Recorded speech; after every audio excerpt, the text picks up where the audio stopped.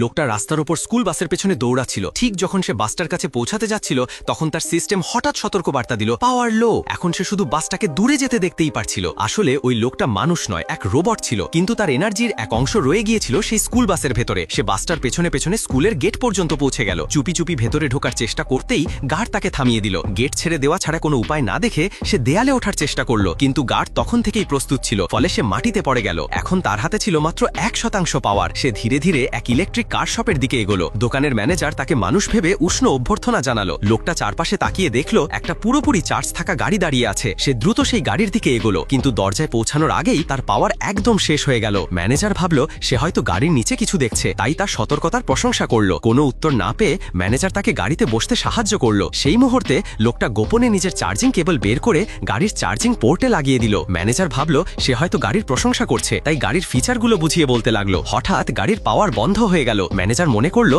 গাড়িটা চার্জ ছিল না, তাই তাকে অন্য গাড়ির দিকে নিয়ে গেল। কিন্তু নতুন গাড়িতে বসেই লোকটা আবার কেবল লাগিয়ে দিল। এই গাড়িরও পাওয়ার চলে গেল। এভাবে সে একের পর এক গাড়ি থেকে চার্জ নিতে লাগলো, যতক্ষণ না পুরো দোকানের সব গাড়ির পাওয়ার ফুরিয়ে গেল। অবশেষে সে সম্পূর্ণ ফুল চার্জড হয়ে গেল।